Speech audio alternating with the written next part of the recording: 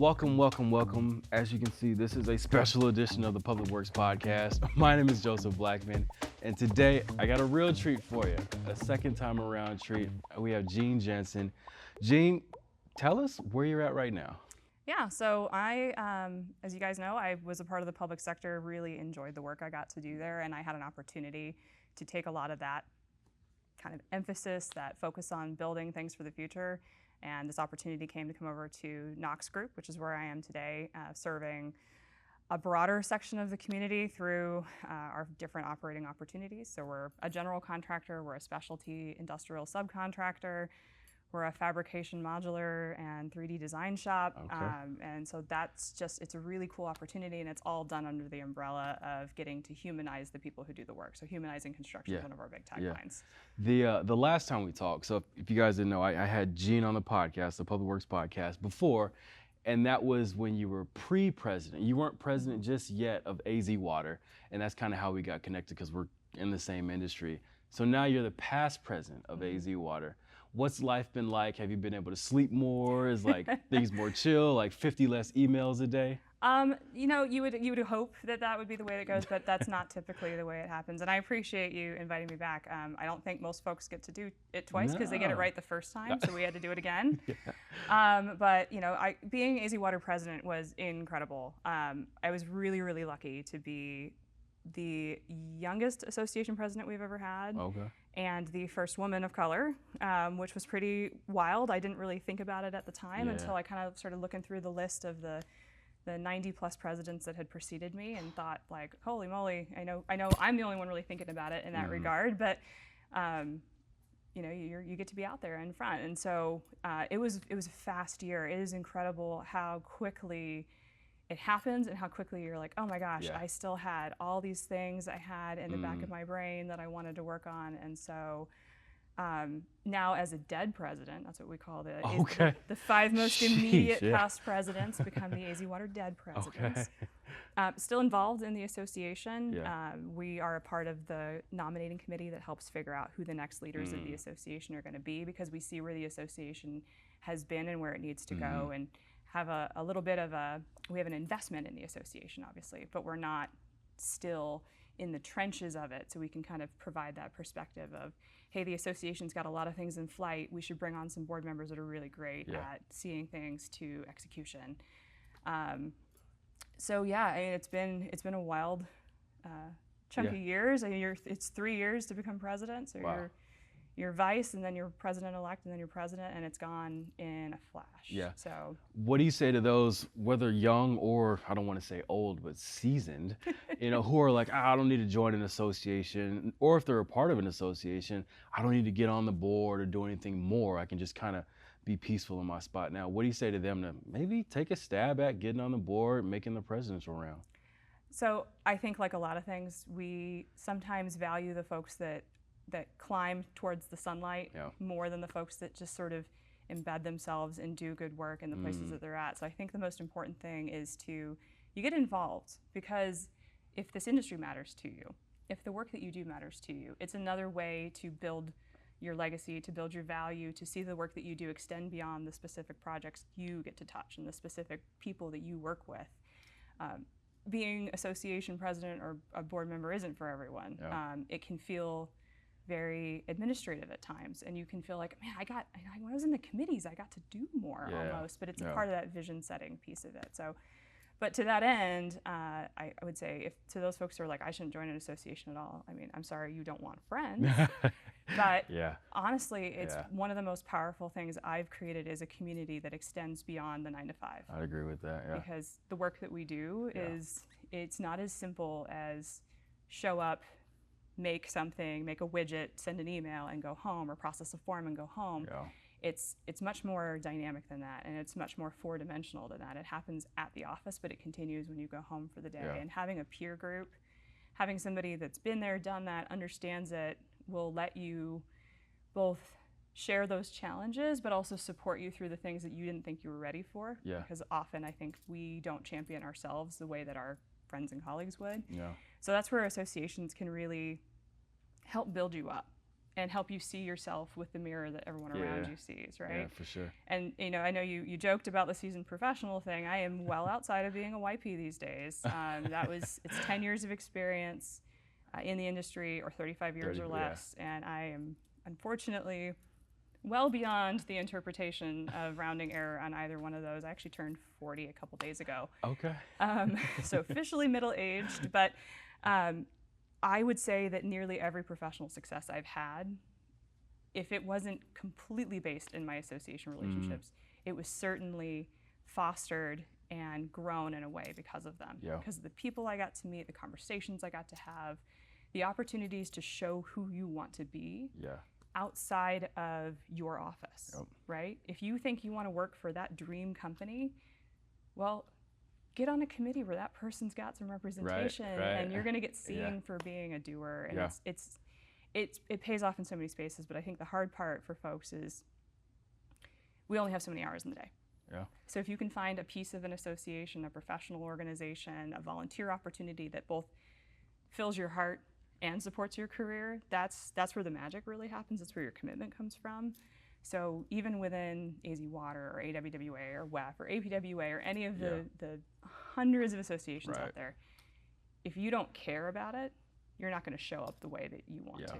So, you can go to the Water Treatment Committee if that's your technical thing, or you can go to the esoteric committee of choice that's super, nerd out, and if you love it, you love it. But like, it's okay to also get involved with the K-12 outreach, volunteer-based efforts, things that get you to take what you know and what you are great at and combine it with the things that you love and build you up. Sure, sure.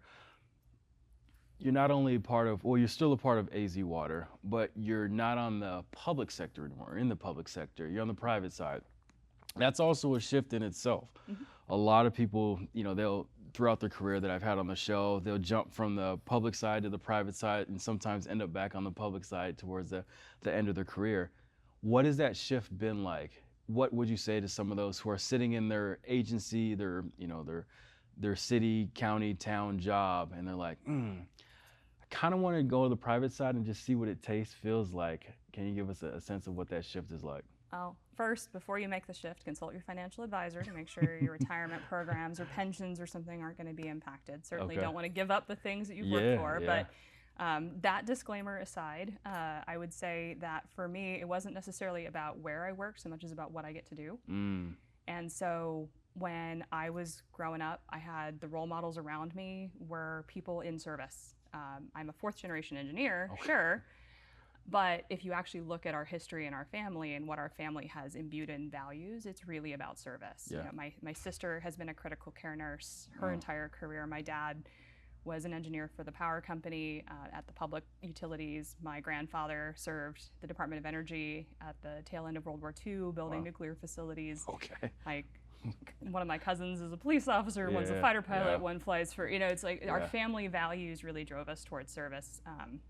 I remember being younger, and this is sort of the fun piece of having an immigrant, like a hardworking immigrant parent. My mom, I was maybe 10 or 11, and my mom looked at me and she's like, so when are you essentially going to go be useful to the world?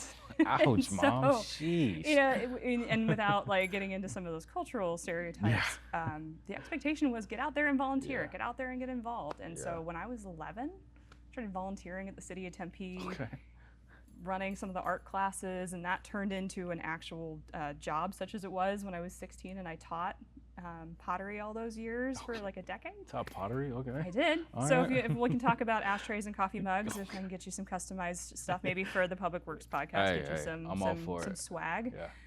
But that service orientation was imbued really, really early. And so when every career opportunity I've had has been an opportunity to grow in a way that made me wildly uncomfortable. My poor husband has heard any number of the 5 stages of grief processing that go with changing a job. I'm not good enough in bargaining, and maybe I'll figure it out, and what if this is really scary, but also what if it works? And so when I left school, I got to work for a private consulting firm, so I had that experience, and I got to work for a really nimble water wastewater firm, small leadership team, and then the economy did what economies do, and I found myself back at the city of Tempe, and I got to do public service for them, serving in their wastewater program, their environmental services group, and then that led to the really scary opportunity to go to the town of Gilbert and be responsible, at least on paper, for 1/3 of the town's overall budget through the capital program, which was, you know, it's like, that feels like a lot to take on. And I had gotten to a point at the town of Gilbert where we had built something really amazing, great team, great people, just a really foundational understanding of what it takes to make a community wonderful.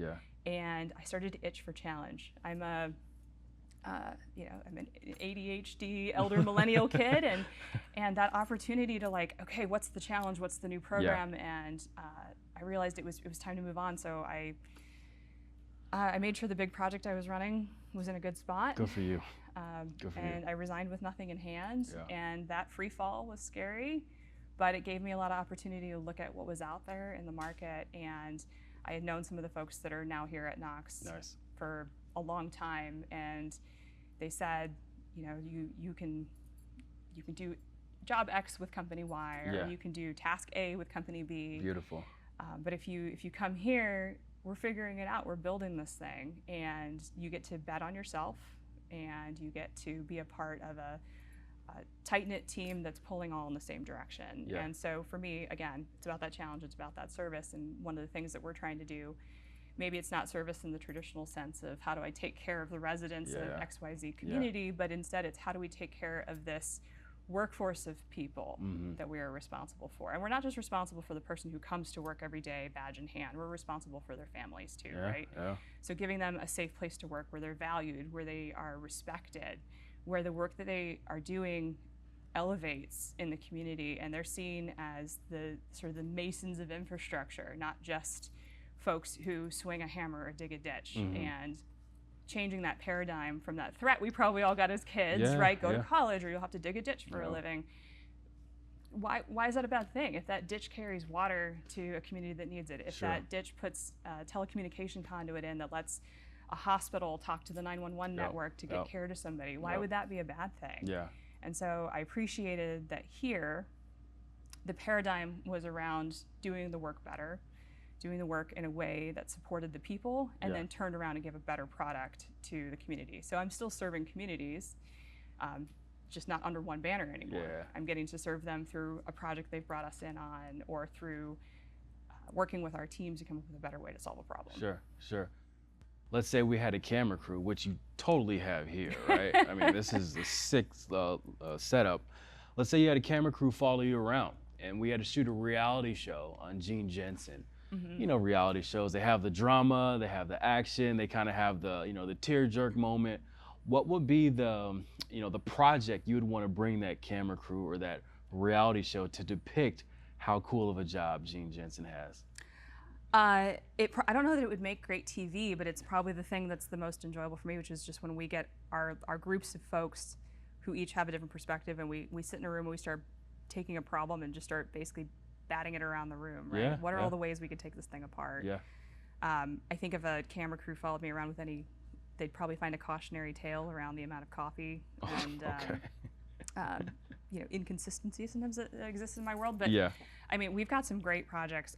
The one thing that was sort of really amazing about this specific opportunity is I still get to be involved out at the big project I was running for the town of Gilbert, because Corbin's, who's a part of our brand, is providing the electrical work out there. So I still get to get out there. I was out there on the 3rd of July. We did a job site cleanup and a barbecue for our teams, and I brought my daughter with me, and it's really cool when you get to, you know, it's one thing to go home and your kids are like, what'd you do at work today? And you're like, emails. Right. Or sat in a meeting. Zoom calls. Everyone asked if they could see each other's screens, and somebody still can't figure out how to join the Teams call or whatever it is. Like, that's not what they want to hear. And you know, I got to take her out there, and I rolled the windows down on the truck as we were driving across the site, and she has this little screen printed T-shirt that looks like a safety vest. She calls it her builder shirt.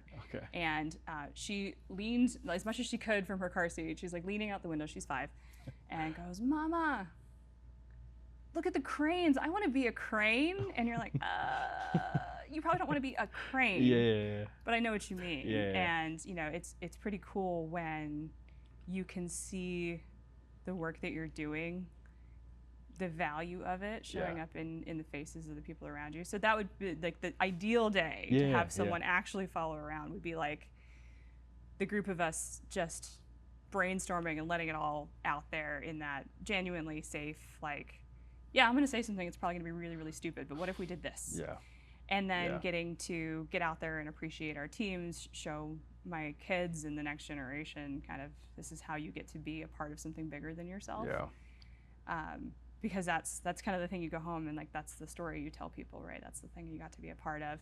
It will be incredible when we get to the point where we've got some projects that are just taking all of the things we're doing and showing them all in one place. We've gotten to do pieces of it in different programs, and so maybe we can ask that again in like a year and a half when we've got some really, really awesome stuff that we can show, like what the whole recipe looks like. Now that I can say that I've been a part of it I've been here a year, but it's going to take a little bit longer. These things take a while to come all the way out of just your brain and into the real world. Sure. So it sounds like I got to come back, dang it. Yeah. I mean, one of these times I'll get it right as we're talking and get there. Sure. It'll be on. We'll do it on outside though. We'll do it like out in the field. But, I like it. Yeah, I think folks. I mean, I always struggled with that when they would do like student government day and be like, hey, you've got the student and you're going to have them follow you around for the day. What do we do today? Well, you're going to sit in a meeting and then you're going to sit in a meeting and then you're going to sit in a meeting. And we might go on a job walk and maybe if we're lucky, something will break and we can go check it out. Totally. But I think now so much of what we do is this almost like an intellectual tennis match between the folks that are here, just taking a concept and bouncing it back and forth and being very careful not to just let it hit the ground and be like, it's not a good idea, but really like letting that be an exchange among folks to figure out how we can tackle something in a way that's new and different. Sure. I've heard you say multiple times already, whether it's during this interview or the pre-interview calls, I crept on your CEO's like LinkedIn and Instagram, and I've heard it there also. I read it there also. It's that adage of humanizing construction. Mm-hmm. Explain the 30,000 foot view of what that is, and then I definitely have some more questions behind that. Sure. So when you get into our organization, like every organization, right, we've got our values. Ours are our pride, Pride, and everything has a different piece of it. But humanizing construction is really the thing that brings it all together. And that's recognizing that for every person in the office, there's 10 or more people out there in the field, craft, trades, that are representing the work that you are essentially putting in front of them. And humanizing construction is remembering that those people get off work, they go home, they get in the school pickup line, they take their kids home, they argue with their children about whether or not they need to eat their vegetables. Like these are people that exist. And rather than being the cautionary tale, like we talked about earlier, that like make sure that you are successful or you'll end up in construction. We really want to talk about how ending up in construction isn't an ending up in construction. It's getting the opportunity to be a part of something where your legacy is literally stick-built, not just conceptual, and you're not just in the memories of the people that you influenced, although that matters as well. But so humanizing construction is bringing it back to our ability to serve our craft and serve our trades and serve the communities for whom we build and the customers for whom we build. And so that can look like our investment in our mental health programs. We've put an absolutely extraordinary number of our leadership down to the field folks through mental health first responder training, because unfortunately construction as an industry still has a devastatingly high self-harm rate. People are still much more likely to hurt themselves than to get hurt at work.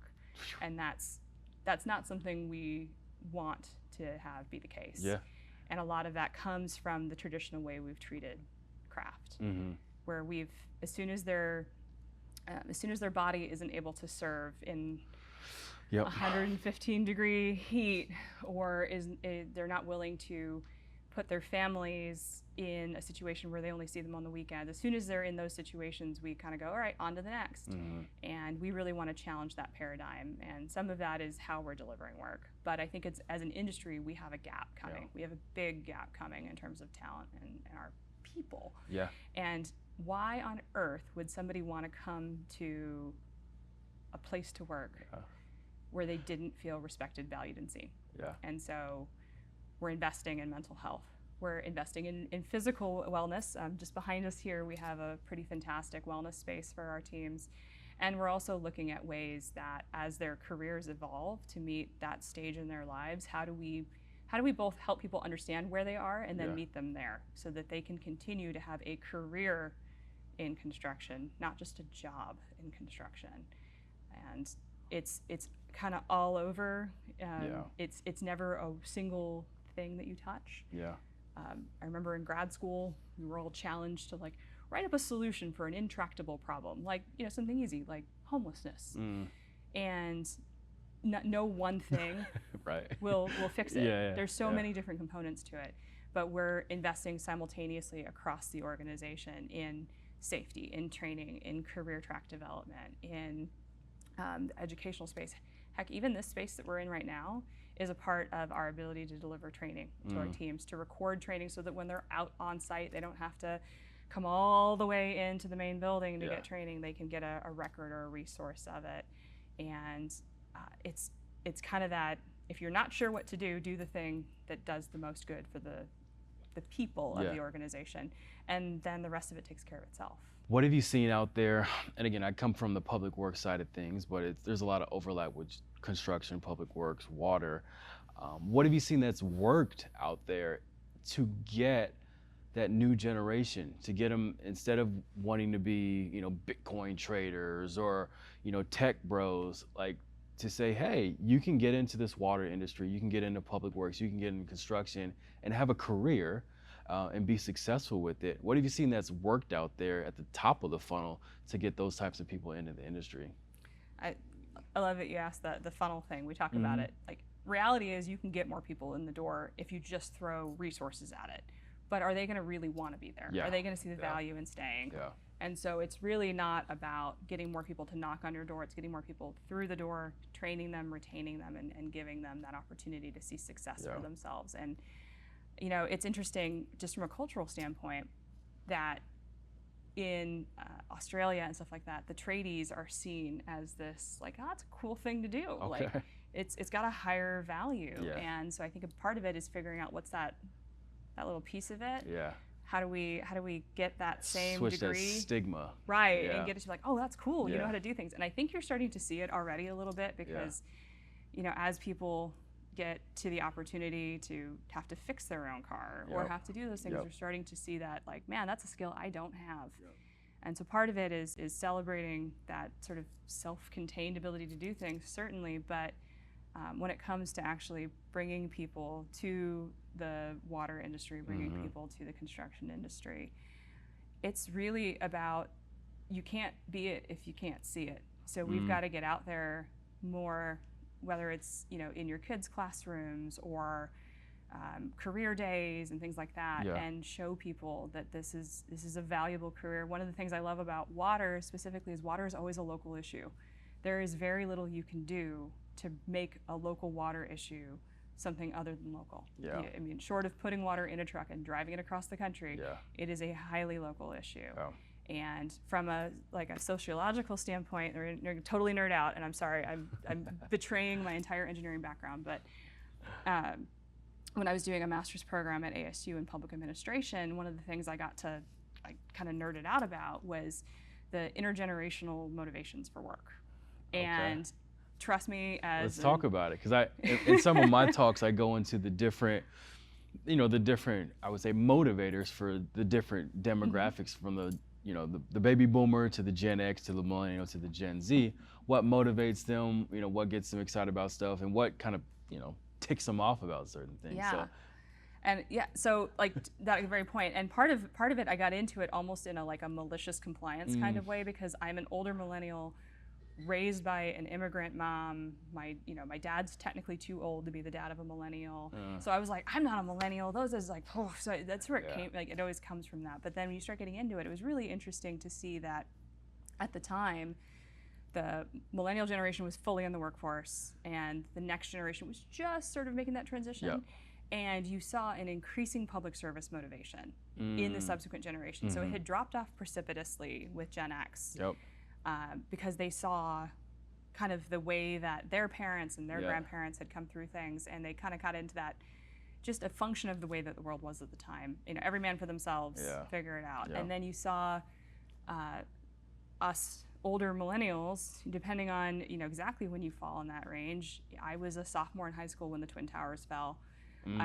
The week before, we'd had a shooter on campus who thankfully didn't get a chance to hurt anyone. But we had a very, you know, we had a couple of big events that really... We lived through 2 recessions, 9/11, like it's a lot. A whole bunch of wars, I remember in kindergarten we recorded videos for troops serving in Iraq, you know, just like to provide that motivation. It's interesting how those little factors all play together. And what you see if you were to update the research from the essay I had done way back when was that each subsequent generation, since the millennial kind of turned that back from the Gen X reaction the other direction, has been more focused on helping at home, more focused on service, and more focused on having a life of value that is outside of material possession. I'd agree with that. And some of it comes from just feeling like some of those material possessions might be out of reach. So if you can't buy a house, then you're gonna focus on your experiences. You're gonna maybe take a vacation. You're gonna travel. Go volunteer more in a different country. Exactly. So I think part of our challenge and our mission and our opportunity is to take that public service motivation, that desire to see enhancement at home, that caring about those around you, that collectivism that sometimes comes up, and helping people see how their place, be it as a treatment plant operator, be it as a heavy equipment operator for us, be it as a, you know, whatever that is, how they're actually serving the community around them, how they're creating a life of value, a life that has purpose in it. There's a reality that we spend a big chunk of our waking hours at work, and if you feel like the work that you're doing is making an overall positive impact, you're gonna have a baseline of contentment that's hard to replace with stuff or money. And that's where I think you see sometimes folks fall into the trap, right? How can I make more money? Awesome, more power to them. And then I see them at a different event and I'm like, you happy? And they're like, I kind of want to go back to the public side. I got the boat, but it turns out boats are a big pain in the butt to own and maintain. And so that base level of mattering is so important. And so if you give somebody the opportunity to spend 8 hours a day, 5 days a week mattering, they're going to have a foundation in their community and the work that they do. So how do we translate that like psychological safety component and that public service motivation? No, you're right. And then get the public to see it for what it is. Most, like the common thread a lot of my interviewees that are on the public side is that they understand and know they get paid more, but there's this tonal level of altruism. You know, that they're doing a good for the ratepayers, for the people in their community, and it allows them to walk around with their chest out and say, I'm providing you with water. I'm getting the wastewater from your home. Like, I'm actually doing a service for you. And like you said, not just extracting money out of the market and buying a boat and two RVs. So I think that if that was, I would say, pushed more or propagated more, I think a lot of the younger generation, like you said, the Gen Zers, some of the younger millennials would go, that might be something I want to jump into because, I'll make good money, I'll have a retirement, but also I get to do good while I'm doing it. Yeah, and I think we're starting to see folks understand that. Granted, I love technology. My husband's an IT guy himself, and I will tell you that if he kills the internet long enough, we'll all notice. So as much as I, have joked before, like, you think your job's important, let me go turn off your water meter. Any more technology is so critical. I mean, it's critical to the work that we do. But there's a reality that if you don't see how the technology that you're touching, be it Bitcoin mining or whatever it might be, if you don't see how that translates into something tangible, you have this life that's unanchored. If we fail to bring in the right balance of resources into the company, we don't get to do any of the cool stuff we're doing. So there's some reality there, right? The power company is not going to accept my good intentions on my power bill. I've tried that and it was dark. They're like, okay, great, and then you're still back in Twilight Land. But I think it really comes down to, for those folks who are driven by purpose, if we can just show them the opportunity, they'll come on their own. And then we won't have to worry about who's knocking at the door, because we'll know the people at the door are there because they want a world of purpose. They want a career of purpose. And then it's our obligation to take that gift they're giving you, right? That gift of commitment, of purpose, of time, and valuing it back to them through training and retaining and promotion and growth, and recognizing when they can be more and when they are perfectly good where they are. And they want to just get better and better at what they are. And you've got to recognize what people actually makes them happy, what actually gives them that sense of contentment too. So it is a much more complicated three-dimensional dance than simply put more money in trades programs or put more resources in here. We've really got to take a look at how do we communicate this career? Whether it's directly in public service in terms of working at the utilities, or working for the various digital infrastructure companies that are helping make this world that's changing so quickly behind us happen. Whether they're doing that, or whether they're coming and working for us and learning how to be an electrician or learning how to be a superintendent, we've got to respect the fact that those people are giving you a gift of their time and their purpose and their commitment and their innovation, and we have to reflect it back to them. And we need to do that sooner so that people see it as a viable opportunity. So we gotta get more 5-year-olds in builder shirts out on job sites screaming about wanting to be cranes. We need to, when we're driving down the street and we see a main break, and rather than getting upset about the traffic it's causing, we should be reflecting back to the people in the back seat, like, oh, it's awesome, look at them, they're fixing. When we get home, we're going to have clean water when we get home, because those folks are in that trench right now taking care of it for us. No, I had an operator on my show before, and he made a great point and hit home, because he said, we put on these orange vests, these high visibility vests to be seen. He said, but it really makes us feel invisible. Because people will put their head down and walk right past. People will drive faster through the cone zone just to kind of get out of the way. And it's like, that's not what it's intended for. It's kind of that PSA of like, that construction worker, that public works worker on the side of the road, he's a father too. He's a son too. He's going to be at the same parent-teacher conference you're going to be at, and they're human, and treat them as such. Well, and sometimes they're not going to be at that parent-teacher conference because they got pulled off to something. Right, they're on call.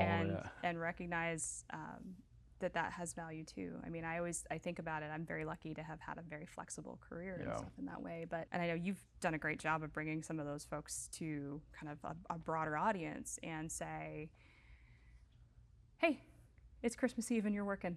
Thanks for that. Thank you for letting us not have to worry about it as we washed up for Thanksgiving dinner, or sometimes even we take it for granted that like, man, I'm home right now. I can cut out. I can take care of the thing, because the foundation of what lets us be creatives, what lets us be innovators, is taken care of by somebody behind the scenes who doesn't always get appreciated or thought about. You're talking about technology, and that's something that I would say is near and dear to me, because I also have a technology in the industry, and sometimes tech can be a 4-letter word in certain industries that will remain nameless. But it can be hard for some to adopt, as they've done their career, their job for 30 years, and like, why do I need this app? Why do I need this software? I've been doing my job efficiently for the last so many years. For the Nox Group, you start walking or you drive towards this place, and you could tell you guys get it in regards to tech. And it's like, that's cool, because that's the future. So Nox is for sure going to be in the future.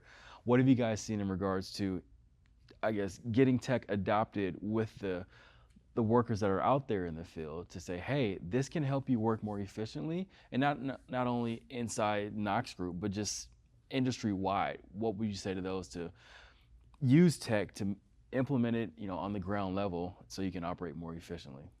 Yeah, I think the biggest challenge we see in tech, and whether it's a new platform or a software or a way of doing things, is we're so quick to assume that someone wants it and that it's the solution that they need.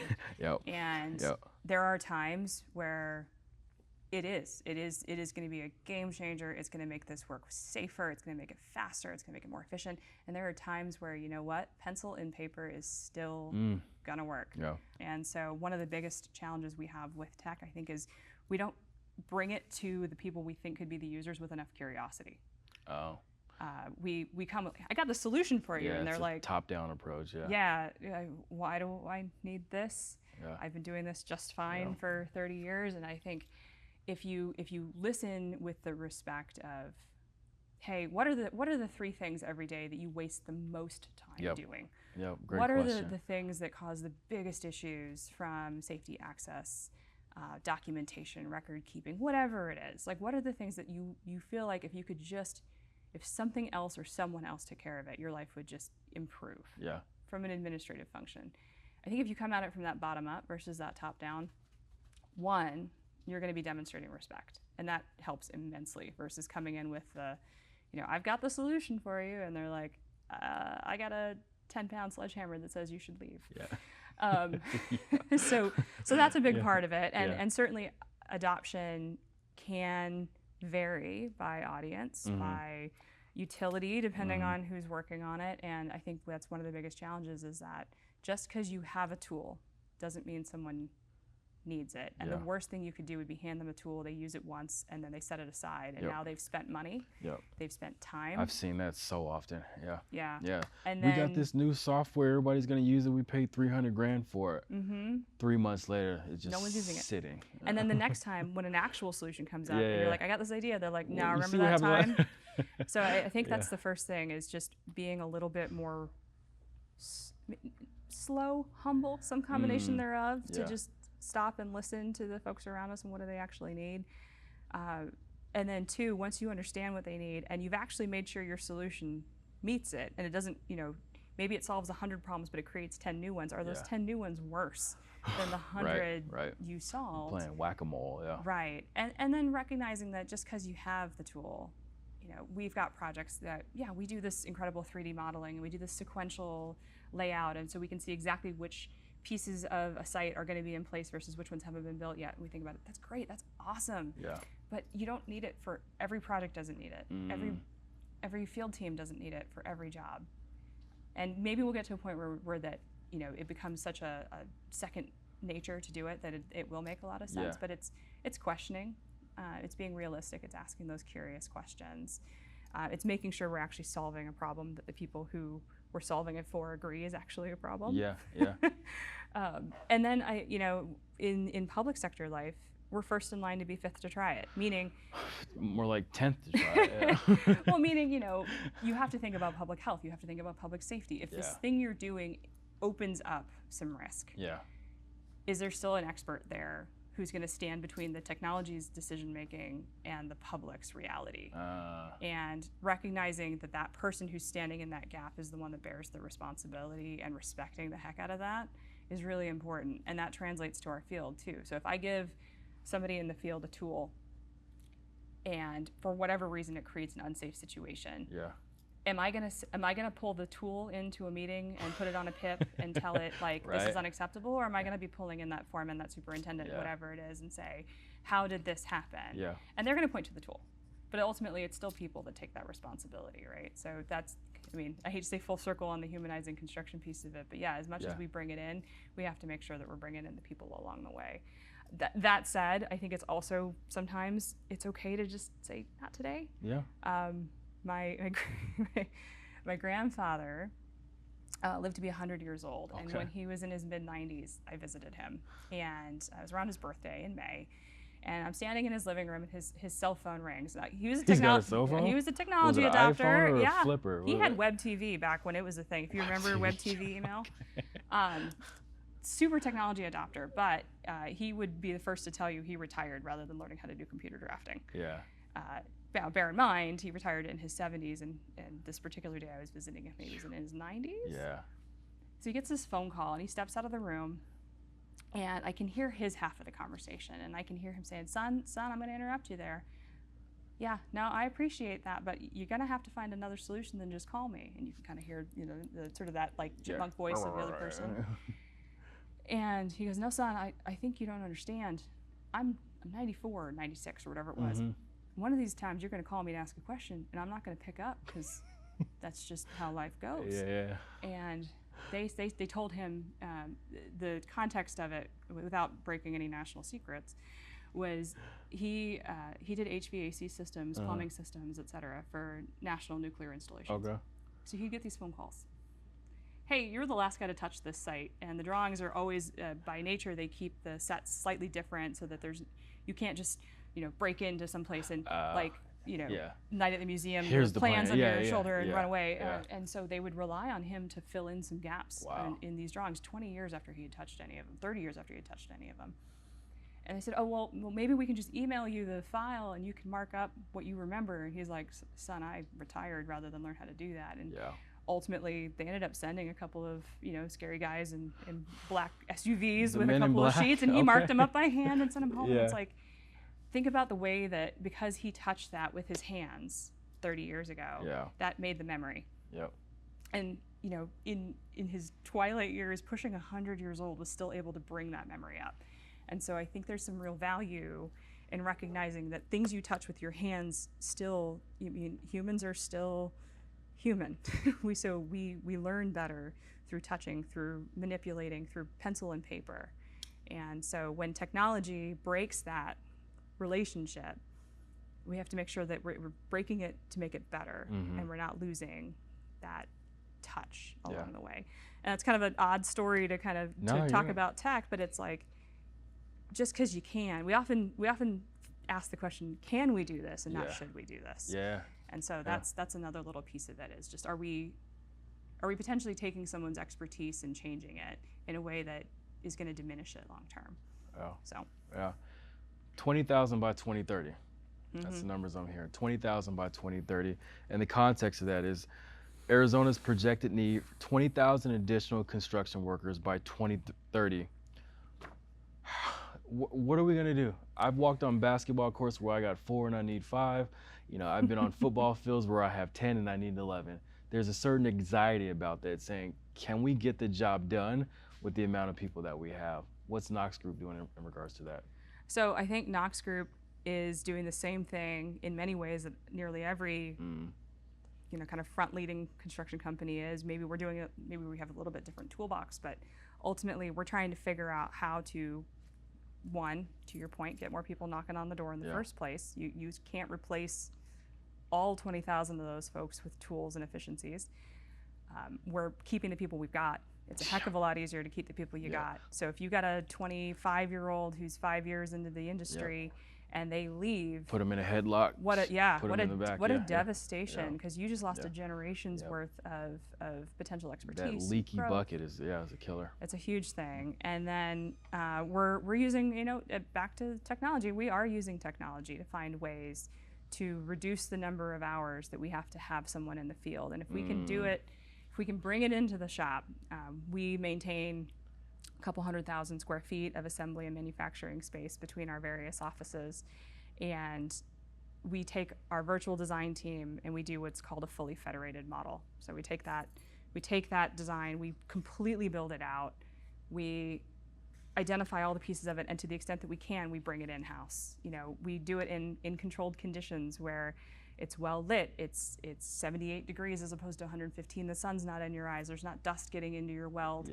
All the things are happening in a controlled condition, which means the likelihood to need to rework it goes down. The likelihood of it working the first time goes up.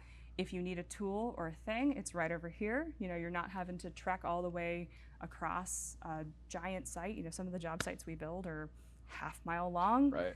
You're like, all right, well, I'll be back in a half hour. That's all lost time. That's not using those folks to their best ability during the day. And so setting them up to be more successful so that the people who are here are getting the ability to do the work without unnecessary interruptions, giving them that opportunity to come in and learn in a way from people who know how to do it. To increase their own efficiency, to create their own mastery, their own expertise. So it's much like the other intractable problems. It's never going to be a single solution, right? It's going to have to be train and retain the people you got. They're your number one way, and they're the number one way you get the next person too. Is they tell a buddy who's tired of selling vape pens at the mall or whatever. I'm trying to think of some. I'm trying to not denigrate any careers, but like someone wants a they're job tired that's of Uber, whatever it is. They're tired selling things on Etsy or whatever Yep, it is. They yep. want something that's got more purpose day to day. They're going to hear it from a friend. Yeah. And hopefully they see it and they come in. So, retain the people you got. Yep. Find that next generation, show them what they can do with it, do a better job, I hate to say with the branding of construction Yep. and public works in Yep. general, but it's Yeah. a little bit that. And it's like, heck, I mean, there are people out there who legitimately do not want to stare at a computer screen all day. Yeah. So find them Yeah. and give them the opportunity to use their hands to build something versus being stuck doing something they don't enjoy. Yeah. And so, 20,000 by 2030, that's one of the lower numbers I've heard. Yeah, I agree with that. I mean, I hear that diesel mechanics are like 400,000 short, and it's crazy. I'm sure the statistics don't paint a pretty picture no matter how you cut them, but we've got to make sure that before we ask them to come to this industry, be it public works, be it construction, that we actually have a career for them and not just a job. Yeah. That we have those things for them, because otherwise we're doing themselves and ourselves a disservice. Yeah. We'll bring them in, and after 5 years, they'll realize this Yep. isn't for me. But if we can, as an industry, if we can collectively commit to, the rising tide brings all boats up with it. If we can all make it a little bit better, then that ripple effect will start to grow on its own, and maybe we'll still be short. Maybe we'll still be 4 guys on the court for a 5-person situation, but that's a heck of a lot better than being 2 people on the court trying to play against a 5-person operation. So, we're always going to be looking for those opportunities to build more into the industry. And one thing I've learned in my travels is even on the psychological side of training is that competence breeds confidence. So when you can make somebody competent as quick as possible, they're going to be more confident about the job they're going to do. So like that part of training and retention, I know you guys are already solving for that in a certain way. When I see a city bring somebody on, they put them through some half-done onboarding program and say, you're going to ride with Billy Bob and he's going to train you on everything. Like, for some generations, that doesn't get it done. That new employee sometimes wants to be able to go to a place at his own time to find out what his job's going to look like, whether it's watching video, reading PDFs, because not all this stuff is on YouTube. No. How many times have we been on YouTube to figure out something around the house to fix it, and instead of having to bring out a plumber, I won't say electrician because but you get what I'm saying. You save money by doing it yourself, and I think you save somebody's energy and attitude and fervor when you enable them to do it themselves or learn it themselves within your organization. I guess to kind of wrap this thing up, I would say we have our best and brightest focused on the aging infrastructure in our industry, the old water pipes underground that are like way past their half-life, or the plants that are like, hey, we built these in the 60s and 70s, like it's time we got some new ones going here. What have you, I guess, ran across, just in regards to getting the public buy-in to say, hey, we're gonna up a tax, or we might implement a tax or float a bond or whatever. It's going to cost us a little bit more, but on the backside of this, we will have fresh water. We will have clean water for the next 50 to 100 years. Like, how can we get the public to get behind this to make sure that we can get everything done? Oh yeah, so how do we solve the national public perception of infrastructure investment? You said you wanted to wrap it up on this one? A 2-minute answer, we are seeing some elements of infrastructure reinvestment at the highest levels of the government and things like that. You're starting to see infrastructure bills and things like that pass. The tough part always is, for every infrastructure bill that passes and every dollar that gets spent, there's probably 10 other dollars somebody needed. So that can be a daunting and exhausting task. And to your point, I think frustration is the fastest thing that drains everyone's battery, so to speak. So whether it's I'm frustrated because I'm not learning the things I need to learn, and so I don't want to work here, or if it's frustration from the public that they want an answer to a question, and they're asking what color the sky is, and your answer is 14. Well, because 14 is the color code, but they don't know that.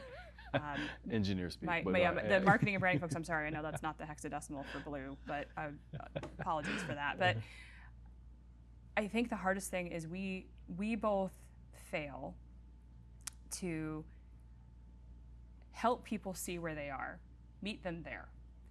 And you see it in communities where you know the drinking water is safe, but people are still buying bottled water by the pallet.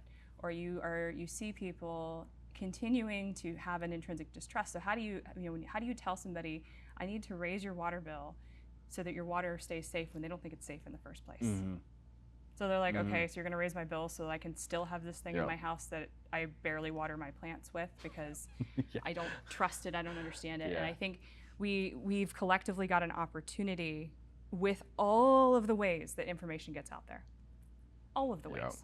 Be it books, research papers, YouTube videos, TikToks, be it things like these conversations, which, I mean, at this point, an hour in, probably nobody's going to still be looking for solutions, but that's a whole different problem. You know, I think when you think about all the different mediums that are out there, we have to meet people on every single one of them. We have to meet them in their classrooms, we have to meet them at their public meetings, and we have to quit thinking of it as an adversarial relationship. It's a partnership. It is 100% a partnership. If the facility that you're a part of is not letting people come in and tour with their scout troop, or they're not answering questions, not just the question that's asked, right? It's not court where you answer only the question being asked. You answer the question that's being asked, and if you can, you hear the question that's underneath it, and you answer that one too. And so it's things like, hey, we're gonna have to raise your water bill in order to ensure that you have safe, adequate supply.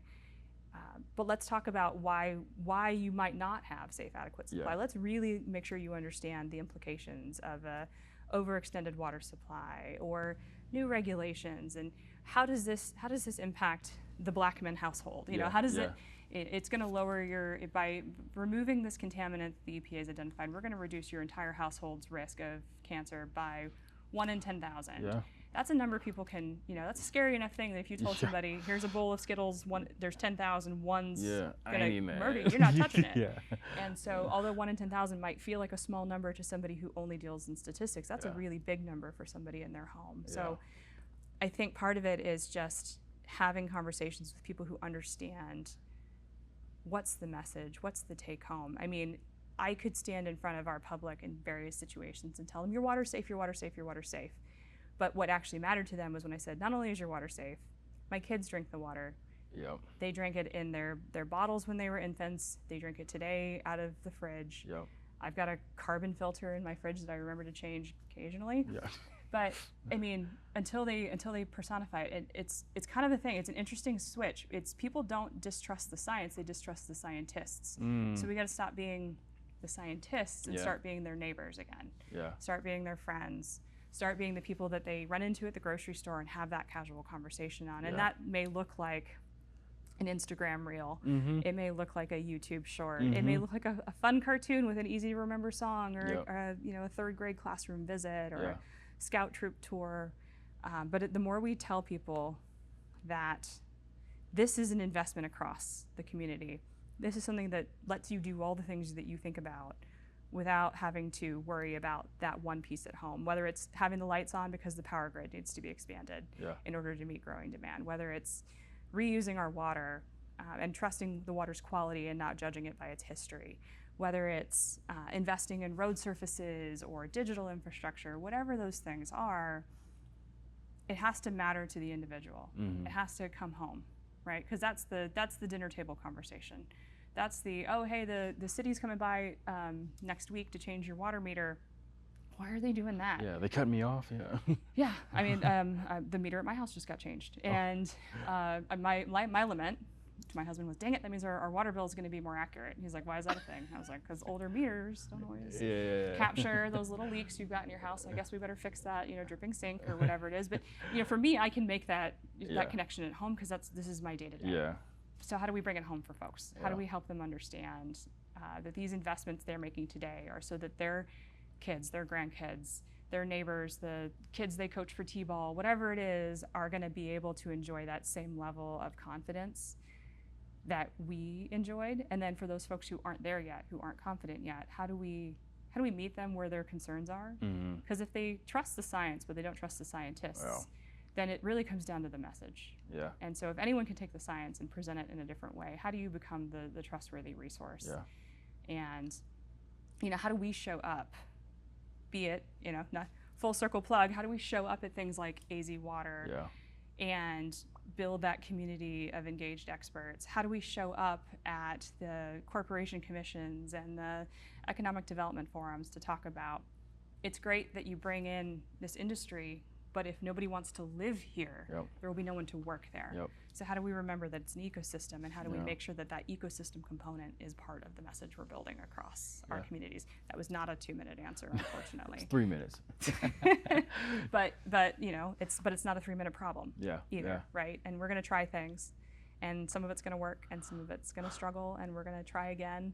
And I think the biggest challenge is we have to fall in love with the problem, and we have to not be too enamored of the solution, whatever that is. And if we love the problem and we can be honest about the solutions, then we can keep trying things and keep moving us iteratively forward. Jeanne, this has been great as usual. What's next for you? Other than lunch, what's next for me? I have enjoyed this little break in my formal engagement with AZ Water, although I'm been lucky enough to be a part of planning our centennial. So that's coming up. It's pretty exciting. Have had a couple of people reach out about some opportunities to serve at a national level, but I'm also, back to that service at home thing. I'm really enjoying a lot of the stuff we're doing here that's just hopefully moving the needle for the 2,000 plus folks that call us home here at the office, but also the communities we serve. So I don't know. I think I've never answered the, where are you going to be in 5 years question in a definitive way. I admire and am slightly jealous of folks who are like, in 5 years, I will. We're millennials. We don't answer that question. I hope that what's next for me is getting to continuously work with people who trying to be mindful of my language here, because I have a friend from the program I got to do at Duke University a while back. She said, it's the art of giving art of giving without giving them. And so it was kind of how do you continue to find those things that you come to work every day and you give a damn about? Without worrying about, it's hard. Sure, everything's hard. We used to joke, we do difficult things every day. Impossible just takes a little longer. And so, that's it's not a clean answer, but it's hopefully what's coming next is a new challenge, a new opportunity to figure out how to keep doing what we're doing here, what we're doing among the people that are here, and the thing that motivates all of us, and how do we keep bringing that back so that we're that legacy of service, that thing that I need that gets me out of bed most mornings, other than my dogs wanting their food dish filled up.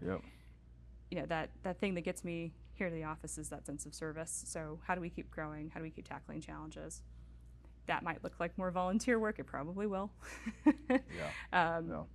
And I've got some things I'm working on. I'm a part of the ASCE State Infrastructure Report Card right now, so looking forward to that coming out here in a little while. It's a big deal. Getting to head up the drinking water chapter, so that's on my immediate sort of playlist, but who knows what comes next, right? And I think the big thing is making sure you're looking at the windows and the doors to see where that next opportunity to do what gives you that sense of purpose, where it comes from. Good stuff. Well, I know it's the second time you'll answer this question. Again, it's the most important question I ask on every interview is, let's say I'm coming to town. I text you ahead of time. I say, Jeanne, where can I go to get the best burger? Let's say in the Phoenix Valley area, since you're not necessarily just the town of Gilbert. I know. You opened the door up, and the last time I had to stick with a Gilbert location, right? Selfishly, probably my house. You whip it up that good. Hey, we are three-dimensional people, so I love to cook. So water, pottery, burgers. All right. Don't worry, I fail at plenty of things. I just don't talk about them in public forums. No, I mean, I love to cook. My husband is way into making his own spice blends. So between his barbecue blends and the stuff we do at home, I mean, because you can get a pretty good burger anywhere, but can you get the people and the conversation you want to have? There you go. Sure. But if I had to pick something close by, Chuck Box. Gotcha. It's right around the corner. But all right. Well, Jeanne, thanks for hopping on the show once again. To all the listeners out there, make sure you share this with somebody who you think needs to hear it. Jeanne, any final words before we get out of here? See you next time out in the field. All right. This has been the Public Works Podcast, and thank you everybody for tuning in.